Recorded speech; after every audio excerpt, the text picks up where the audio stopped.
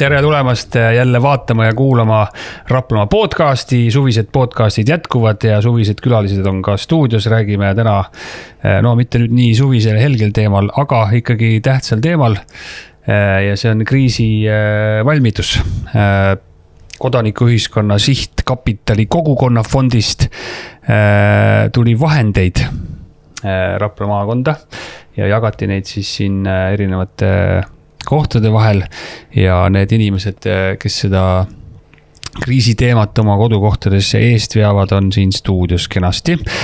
Agnes Kurvits, tere, Kaiust siis kriisi meeskonna liige. Ja just, ja tere. Kõik muud tiitlid ka ja sina oled siis see, kes seda projekti nii-öelda eest vedas, et need vahendid tuleks Kaiusse.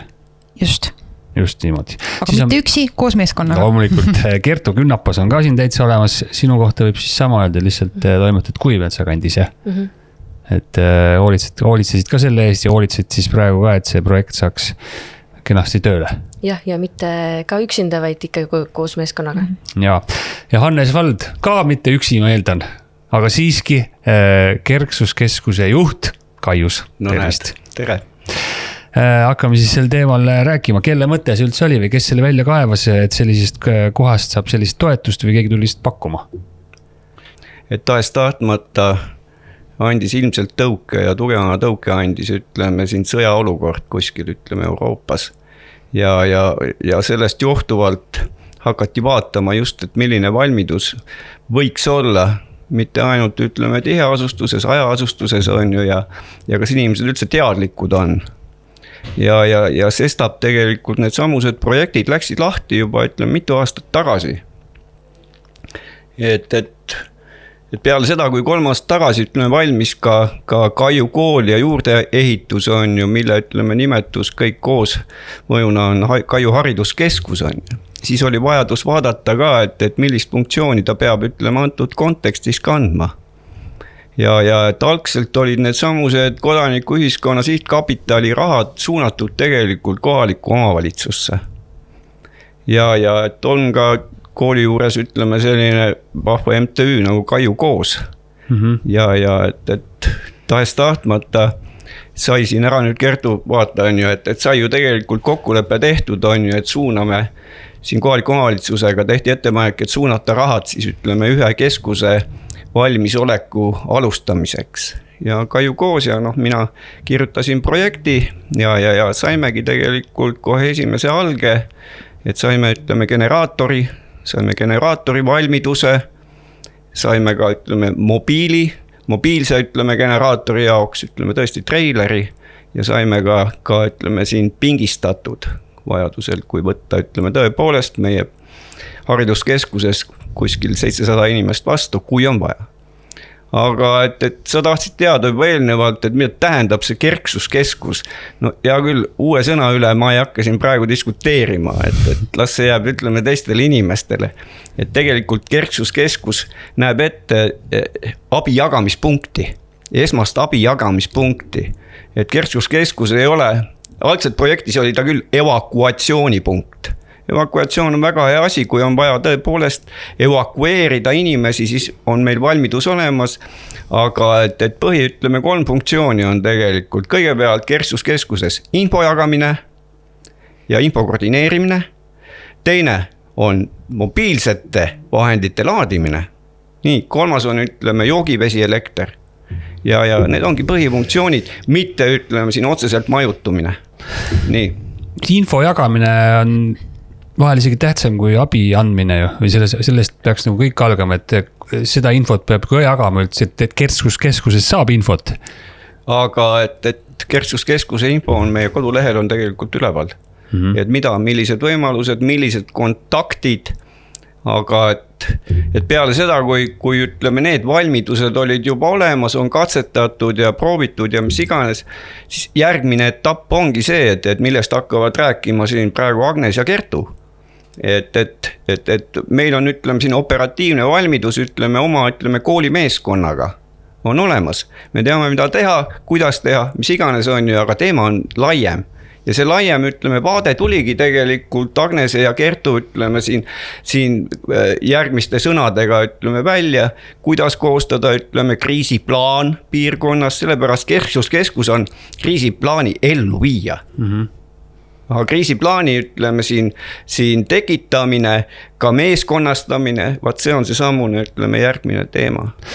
Kas see teema nüüd, Agnes ja Kertu, see kriisimeeskond ja selle juhtimine ja plaani välja mõtlemine, te peate nagu hoidma seda aktuaalsena hetkel või siis ikka no see puudutab teisi ka ja tulevad inimesed kaasa ka nende mõtetega, ma sellepärast küsin, et sõja alguspäevil siis olid ju kõik hirmus hakkamist täis kohe kriisiks valmistuma ja käidi rahvakoosolekutel nii-öelda, kus siis saalid olid rahvast täis ja kõik tahtsid teada, mis me nüüd teeme ja muidugi teeme. On nagu mulje jäänud, et paari aastaga on need saalid nagu suht tühjaks jäänud ja keegi nagu jälle, kõik on jälle lasnud nagu nii-öelda selle momentumi ära ja väga nagu ei mõtle meile selle peale, et ega see mingisugune oht kuskile kadunud ei ole, et kuidas tunnetus on? Mina ütleks, et uppuja päästmine on uppuja enda asi, et iga inimese enda vastutus on see, et ta peab hoolitsema selle eest, et see info jõuaks temani. Et me võime teha nii suurt teavitustööd, korraldada erinevaid koolitusi, kokkusaamisi, aga kui inimene sinna kohale ei tule, siis see info temani ei jõua. Kas tundub, et inimene hakkab nii-öelda mitte ära väsima, aga jälle kui asi aktuaalne ei ole ja kusagil mingi kärgatus ei käi, siis ega keegi jälle nagu väga ei mõtle selle peale ja kuskil lähedal jälle mingi jama juhtub, siis on jälle kõik kenasti koos ja kõik hakkavad mõtlema, kuidas nüüd kriisiks valmistuda. Ma olen selles mõttes Kertu välja öelduga nõus, et kõik algab inimesest ja kuidas ta nagu saab sellest üldse aru, on ju, et kriisivalmidus hakkab meist endist. Aga see kriisivalmidus ei ole selline asi, et tuleme nüüd meeskonnana kokku, teeme 1-2 päeva tööd, vaid see on väga pikaajaline protsess ja sinna kuulubki teavitamine, selgitamine, koolitused ja see nii-öelda valmisolek päriselt, eks. Et see on pikk protsess, aga täna mina julgen küll öelda seda, et Kaiu kandi pealt siis, et inimesed saavad sellest olulisusest aru ja on valmis panustama. Siin on lihtsalt see asi, on ju, et kui sa mehitad kriisimeeskonda, siis sa pead ju enne kõik arvestama sellega, et kui paljud inimesed on erinevate asjadega hõivatud, on ju, et üldiselt on ühed ja samad inimesed aktiivsed ja valmis panustama, et kui me võtame näiteks vabatahtlikud päästed, on ju, siis nad tegelevad ju 10 muu tööga veel, eks. Ja noh, me kriisimeeskonna mehitamisel ju peame arvestama sellega, et kui on nagu üks või teine kriis käes, et need inimesed reaalselt oma rolle täidavad. Et see on minu meelest täna kõige suurem väljakutse olnud. Aga väljakutsed saab ju alati lahendatud. Aga need inimesed, kellele infot jagatakse, kui teadlikud nemad kriisivalmidusest on või mis te arvate, mis neil esimesena pähe tuleb, kui need öeldakse, et kas te olete kriisiks valmis, mis siis olemas peaks olema või olete vestelnud inimestega, kui kõigepealt küsides siis, et mis te arvate üldse, mis teil olema peab või kuidas te peaksite valmis olema?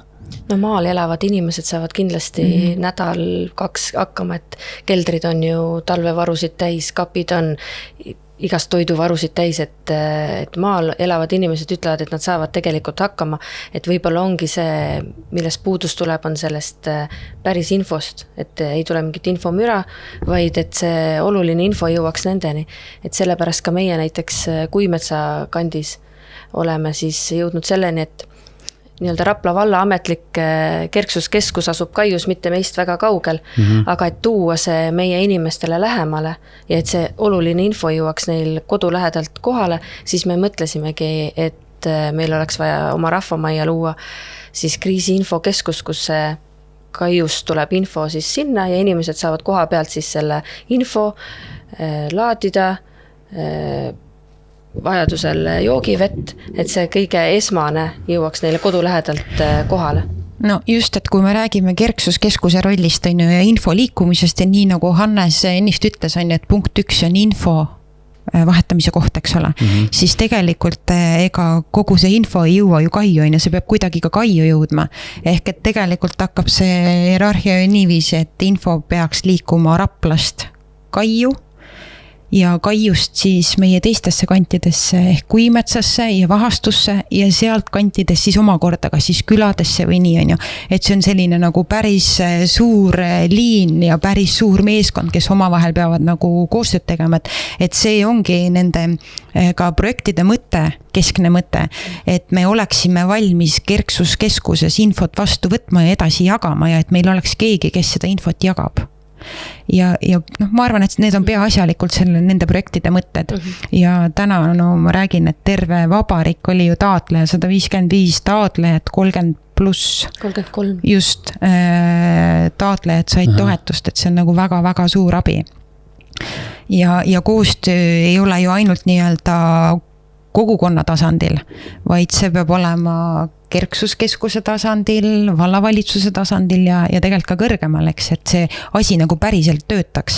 Et tegelikult need 2 projekti hakkavad omavahel ka nii-öelda koostööd tegema, et need ei ole 2 eraldiseisvat projekti, vaid tegelikult sellest tuleb nagu üks suurem asi. Just, et noh, nagu me oleme siin kogukonna tasandil teinud, eks, et igal kandil on siis omad nii-öelda koosolekud, kus kohtutakse siis kriisimeeskondadega ja tegelikult me ju oleme püüdnud ikkagi seda joont koida, et kord kvartalis saavad siis Kaiu piirkonna 3 kandi kriisimeeskonnad kokku koostöös siis vallavalitsuse esindajatega.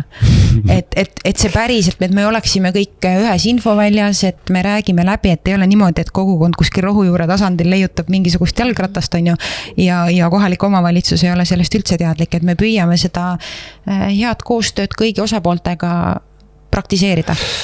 Okei, et see on nagu huvitav või selline paradoks, et praegu me elame sellisel ajal, kus info liigub nagu väga kiiresti, aga tundub, et praegu on kõige keerulisem infot üldse jagada sinna, kus seda peab jagama.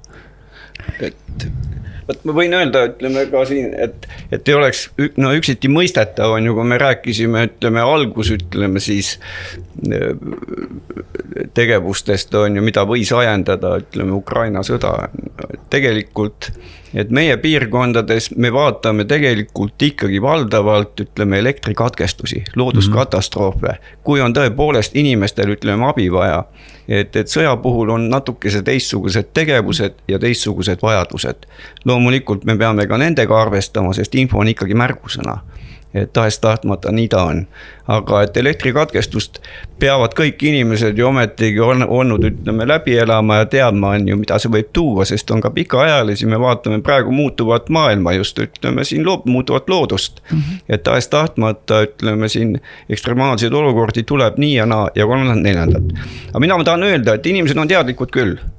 Et kui täitsa aus olla, ütleme siin nende mitmete aastate jooksul on tegelikult läbi viidud, ütleme, koolitusi, seminare, on ka tegelikult kogukonna koosolekud, tean, et täpselt samamoodi, ütleme, ka Juurukandis olen ma võtnud, ütleme, kogukonna koosolekule, näed, Tauno Sau on käinud rääkimas, inimesed on teavitatud, mida tuleb teha, kuidas tuleb teha, aga et meil on hea praegu tõepoolest, ütleme, piloot, ütleme, Kaiu piirkonna näol, kes on teinud tegelikult eeltöö ära. Et meil ei ole vaja, ütleme, suurt, ütleme, jalgratast leiutada ja ilmselgelt, ütleme, läbi, ütleme, siin koostöö vallavalitsusega tulebki tegelikult kokku siis ülevallaline, ütleme, siis kriisiplaan. Sest tegelikult, kui me vaatame kohalise omavalitsuse, ütleme, ära fikseeritud konkreetset kriisiplaani, praegu ei ole. Et seos sellega, vaat sul käid siin praegu Villu Pihlakas, et tema ongi elanikkonna kaitse, ütleme, ekspert, kelle, ütleme, tõepoolest tegevus vastavalt sellele, mida juba piirkonnas on ette tehtud, on natukese lihtsam. Ja et sellepärast, ütleme, see ütleme siin, noh, kuidas on jututuba või vestlusring on ju, või välismaise sõnaga podcast ongi vajalik, on ju, et võib-olla inimesed ositi kuulavad, on ju, ja saavad aru, et see ei ole niisama tühja tampimine. Ülevinnastamine, ülevõimestamine loomulikult toob, ütleme, negatiivset, ütleme, tagasisidet. Sinna pole mitte midagi teha, aga ma arvan, et need ajad on juba möödas. Lapsekingad on väljas ja praegu on konkreetsed tegevused juba ja plaanid. See nagu muutub juba elu osaks nagu heas mõttes. See on nagu umbes omal ajal ma mäletan, kui päevasel ajal sai autoga sõita nii, et tuled ei põlenud. Siis tuli seadus, et nüüd peavad need tuled justkui nagu põlema ja absoluutselt ma aru ei saanud, miks need põlema peavad. Mis nali see selline on. Täna nagu keegi enam nii ei mõtle ja pigem jääb silmu, kui autol tuled ei põle, et väga paha lugu, eks ole. See saab ka nagu mingis elu osaks ja see ei ole mingisugune hirmu tekitamine või noh, paljud inimesed, kes tahab, kuidas mõelda, küll ta mõtleb ja hirmu tunneb, aga üldiselt see järjest rohkem saab nagu lihtsalt tavaliseks elu osaks. Ja just, et kui me kogu aeg räägime järjepidevalt ja rahulikult sellest kriisi valmisolekust, siis see hakkab inimesele külge, et kui me teeme selliseid ühekordseid mingisuguseid koolitusi, et nüüd räägime, et see tegelikult ei tööta, on ju. Et ja nii nagu me oleme näiteks Kaiu kandis teinud, on ju, et me teadlikult hakkasime nende inimestega nii-öelda koos töötama, kes tundsid selle vastu huvi, et me peame nagu oma aega ja ressurssi sinna panustama ja seda nii-öelda kriisivalmidust natukene aktuaalsemaks tegemaks. Ja me ei hakanudki mingit laia kogukonda sinna kokku kutsuma, et kas te nüüd teete, on ju, et me hakkasimegi nagu vaikselt, tasa ja targu. Ja nüüd meil on teatav nagu teadmine olemas, teatav kompetents, meil on ressursid, kuidas me saame elanikkonnale ehk siis oma kogukonnale koolitusi läbi viia, ehk see tundub nagu loogilisem kui see, et me hakkame nagu teistpidi neid asju tegema, et ma arvan, et see on mõjusam. Ja noh, muidugi ei saa ju märkimata jätta Kertu eest veetud 5-päevast koolitust, kus ju väga palju teadmisi sai rohujuure. Et ma julgen öelda, et meie vist saime nagu suurema tõuke just sellest. Mis nende inimestega tehakse või mis nemad tegema peavad, kes ei ole nii ettevõtlikud ja teiesuguseid on ju vähe, kes asju eest veavad. Palju on inimesi, kes ei tule kaasa, ei taha tulla või ei oska tulla või noh. No ühesõnaga ei võta osa. Kas nemad vastutavad ise enda eest, kui midagi juhtub või kuidas nende inimestega üldse tegutsetakse, kui mingi kriisi olukord on, et nad võivad nagu, üks asi on, nad jäävad võib-olla eemale, siis kui mingi kriisi lahendamine on nagu teine asi, nad võib-olla segavad äkki või kuidas nendega toimetatakse, et võib-olla võib isegi võib-olla nii öelda, et need, kes tahavad hirmsasti koostööd teha, need on need, kellel endal midagi ei ole. Et kas selline kontingent on ka nagu ära kaardistatud, kes ei käi nendel koosolekutel, keda ei huvita ja kes on oma ette? No kindlasti on teada need inimesed või mingi hulk inimesi on kindlasti, keda see ei huvita ja ei hakkagi huvitama. Ja kui kriis tuleb, siis nad ilmselt ei tule ka kohale sinna keskustesse, et nad saavadki ise hakkama ja nad hoiavadki oma ette. See ongi see. Vastupidi. Tegelikult sa ju tead küll ajaloost, et revolutsioone teeb ainult käputäis inimesi, et ülejäänud jooksevad kõik kaasa, sellepärast on ju, kas see on populaarne, aga valdavalt ütleme, see situatsioon on praegu vajaduspõhine. Et kui hakkab ikkagi, ütleme, siin nälg näpistama, vett ei ole ja mis iganes on. No mõtlengi, et siis on kõik koostöö ja siis on tegelikult huvilised olemas, on ju, et ei saa olla nüüd, et kõik käivad, ütleme, ja koos teevad midagi. Ei vastupidi, asi peab olema koordineeritud ja need, kes oskavad paremini teha, need panustavad ka rohkem ja see on elu loogika. On ju nii? Ja tegelikult on ju need inimesed, kuna me ju kõik tegelikult oma kogukonna inimesi üldiselt teame, on ju, ja näiteks Kaiu puhul meil ongi, et meil on Kaiu kant, on ju, Alevik pluss siis 5 ümberkaudset küla, eks, ja seal meil on ju enamustel külavanemad, kes tegelikult ju ka panustavad kriisimeeskonda, nad teavad, kes on nende külaelanikud, ehk see on ka üks selle projekti osa, et luua siis nii-öelda terviklik ja tegelik kriisiplaan. Kriisiplaan on muidugi alati ju muutuv, ta on ju elav dokument, aga ikkagi meil on ju kaardistatud, et mõni inimene võib-olla ei saagi tulla kuskile, et me peame seda teadma. On ju, et ta on nii-öelda selline eriti haavatav sihtrühm. Aga pigem jah, ma olen nõus Kertuga, et meie roll on inimeste teadlikkust tõsta ja seda regulaarselt ja järjepidevalt. Ja me saame teha seda praegu rahu ajal, nii, kui ühtegi kriisi ei ole, me saame ette valmistada, läbi mõelda, et kuidas see info liigub, et me ei saa mõelda, et me paneme kuskile Facebooki üles, et kuidas nüüd Kerksuskeskus töötab. Et kui elektrit ei ole, siis Kerksuskeskusel võib elekter olla, aga ülejäänud majapidamistel, kellel generaatorid ei ole, ei pruugi elektrit olla, et me peame mõtlema ka selle info liikuvuse läbi, et kuidas see info liigub ka, kui elektrit ei ole meil. Et noh, sellised asjad me saamegi nüüd nii-öelda vaiksel ajal läbi mõelda ja võib-olla isegi läbi mängida. No, ongi õige aeg ju tegelikult, kui ütleme siin, naised räägivadki, ütleme enda projekti sisust on ju, et vaata Kertu tõmbas teema üles praegu on ju, Agnes saab kohe vastata on ju, mis on ütleme läbi projekti, ütleme siin ette valmistatud. Et meie ju üks nagu projekti eesmärk on ka olla mobiilne on ju, et kuna piirkond on suur on ju ja kõik sõltub ju sellest nii-öelda kriisist, et noh, me ei räägi ju alati sõjaolukorrast, me räägime siin elektrikatkestusest, veepuudusest, et meie projekti üks osa on ka see, mis tegelikult sisend tuli ju meie valla elanikkonnakaitse spetsialistilt, et osake olla ka mobiilsed. Et näiteks meil Kaiu kandis on 11 kortermaja, mis tähendab, et nad on ju üldiselt haavatavamad kui näiteks mina isikuna, kes ma elan eramajas, on ju, et mina olen saanud hakkama, kus ma 7 päeva olen olnud ilma elektrita, eks. Aga nemad on haavatavamad ja selleks me olemegi projektis ette näinud, et me suudaksime olla mobiilsed, ehk meil ongi lauad, toolid, esmaabikotid, pop-up telgid. Eks, et me saame nendele ju ka distantsilt abi pakkuda. Kas see me ikkagi on siis, et kui keeruline seda kriisimeeskonda siis kokku on ajada? Ma saan aru, et kriisimeeskond on siis see seltskond, kes siis tegeleb sellega kõik, et infot jagada ja aidata, eks ole. Ja kriisimeeskond, ma saan aru, koosneb oma küla inimestest, kes on siis välja raalitud, et kes mida paremini oskab, et kui on mõni elektrik, siis oleks teda kuskil seal vaja kasutada, kui ta nõus muidugi on, ja siis kellel mingi spetsialiteet on arstist kuni, ma ei tea, kopajuhini välja, kõike võib vaja olla, et nendest inimestest siis koosneb meeskond ja kas olete sellise piisava meeskonna siis kokku saanud? No meie oleme kokku saanud ja meie tegime nii-öelda topelt meeskonna, et on põhimeeskond, kes koosneb siis suurem osa naistest sellepärast, et ei oleks nii-öelda neid teisi ameteid, kuhu ära minna, et me oleksime koha peal ja siis saaksime seda koordineerida ja meil on nii-öelda tagalas on siis mehed, kellel on mitu positsiooni, aga et nad saavad meid toetada praegusel ajal ja vajadusel siis nõuga ka kriisi ajal. Millega nad praegu toetavad siis või mis teemad? Kui me praegu on mingid läbimängud või koostöö või läbi mõtleme, et kuidas me kas või infot jagame, kui elektrit ei ole, et sellised asjad kõik selle projekti koostamise juures, et mida meil siis täpselt vaja on, et mida me võiksime teha või luua, et kõik sellised asjad siis saame koos läbi rääkida. Ja no nagu Annes ütles, on ju, et tema Kerksuskeskuse juhina, tal on kohustus oma maja siseselt meeskond moodustada, on ju. Temal on see olemas.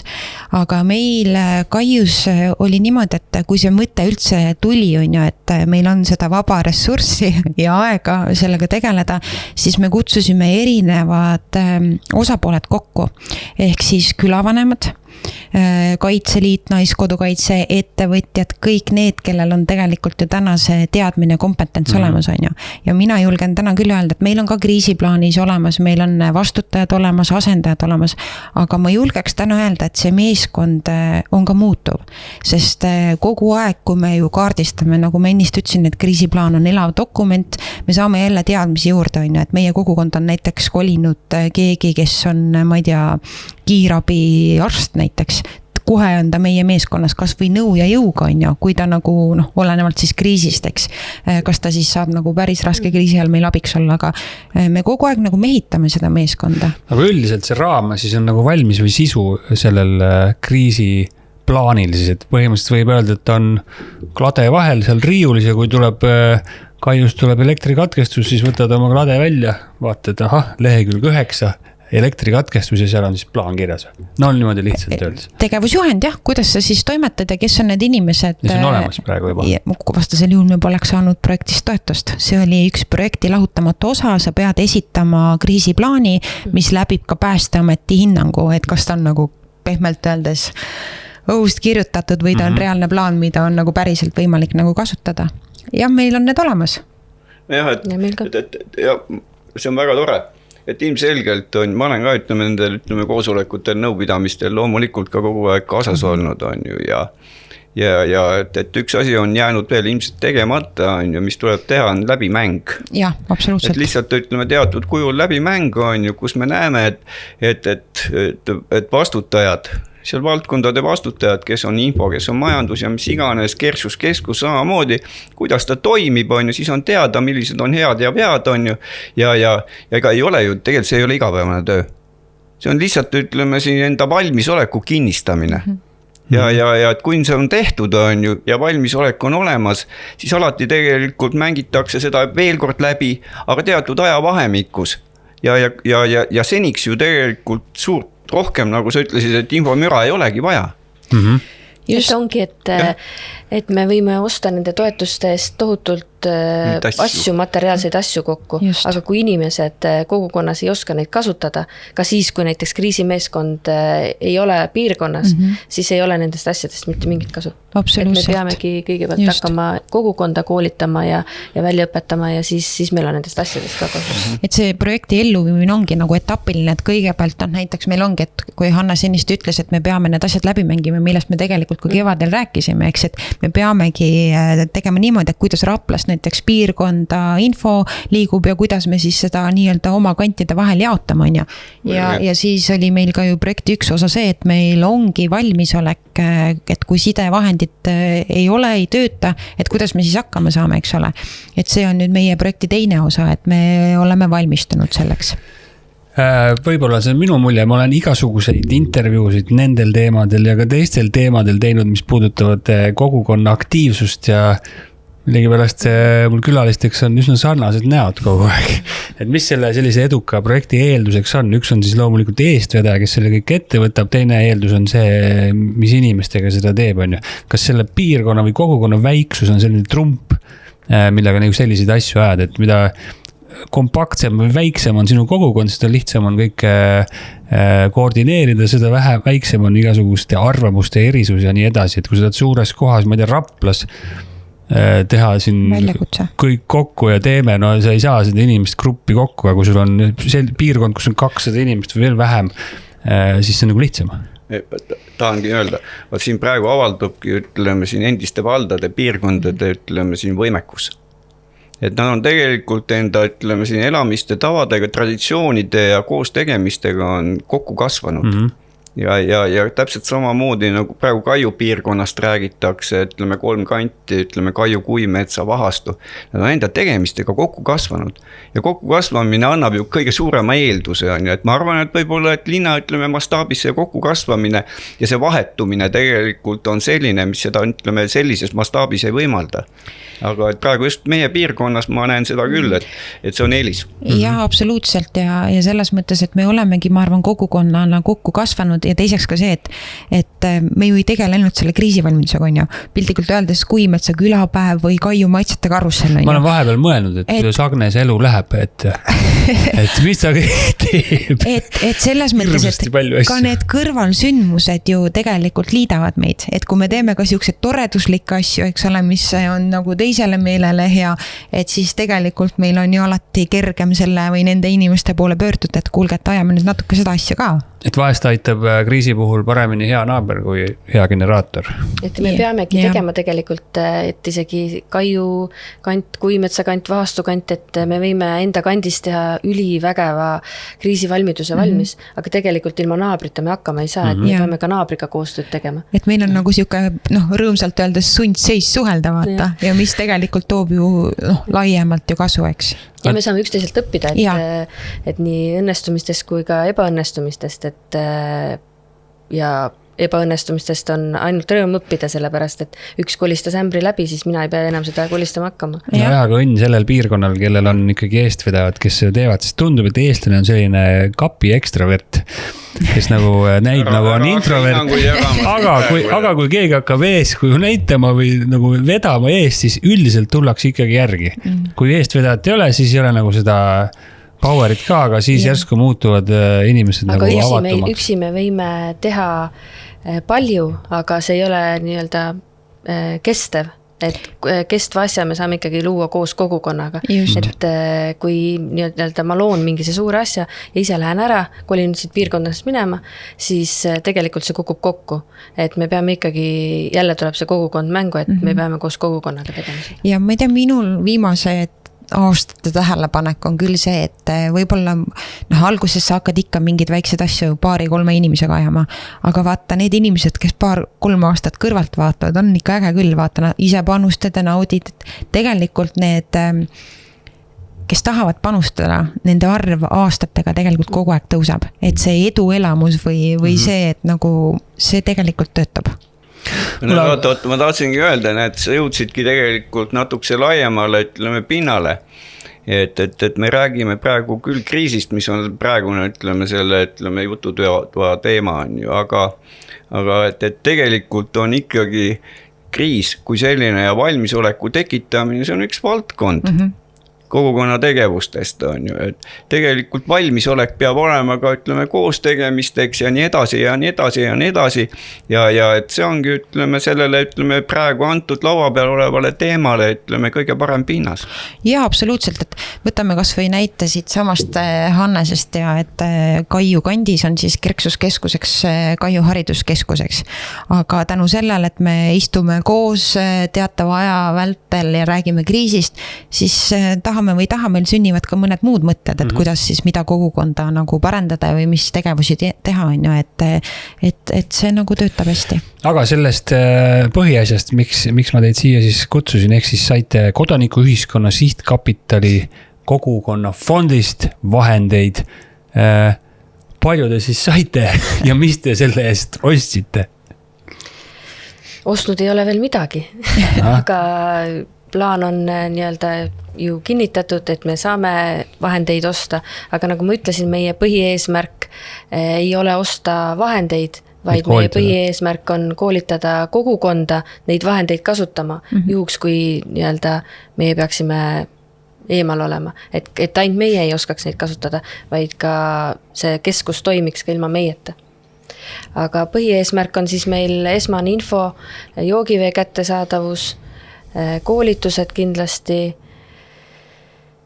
ja ka natukene söögi poolt vaadata, et saada vajadusel siis pikema kriisi puhul ka mingit toitlustust pakkuda.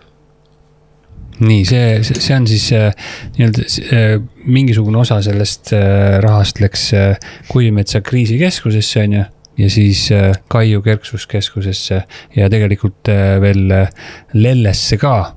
Aga Kaiu siis, mis saab selle eest või mida teha? Ma olen tänase intervjuu jooksul juba peaaegu pool projekti ära rääkinud, et meie nagu öeldud, siis MTÜ Kaiu Kodukant sai vahendeid natukene rohkem kui 14 000 ja see on nüüd jaotatud 3 plokki, eks ole.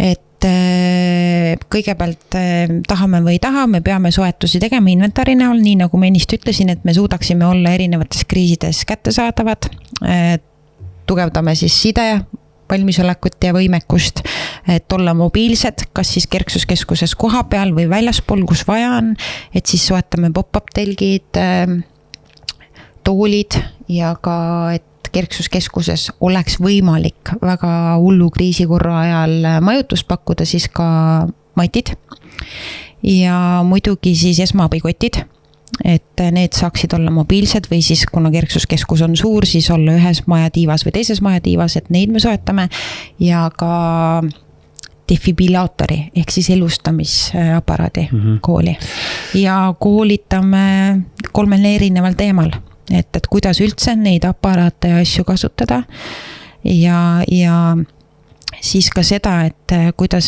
oma vaimu reaalselt siis hoida, kui kriis tuleb, ehk nii-öelda psühho teemaline koolitus, et kuidas seda hoida. Ja nagu ma aru sain, siis seda vahendit või neid vahendeid sealt kogukonna fondist niisama ei saa, et teeme ka avalduse, lükkame ühe generaatori siia Vallamaja nurka, et las ta seal seisab, äkki saame mingit raha, et valmis peavad olema siis kriisimeeskonnad, valmis peavad olema kriisiplaanid.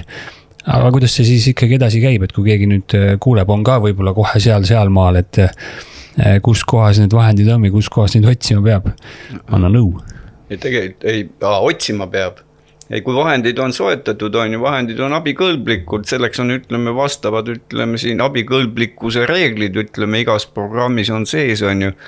Ja tegelikult Kerksuskeskus annabki loatähe, et vähemalt 5 aastat peab olema tegelikult see vahend Kerksuskeskuses ja kasutatav. Just. Avatud inimestele ja see on näiteks nagu siin generaatori puhul ma olen ka 29. aastani on täpselt samamoodi, et ma pean andma generaatorit, praegu hoiustan teda siin heas partneris Kaiu Ekos on ju ja kui on vaja, siis saab ka tegelikult kogukond kasutada.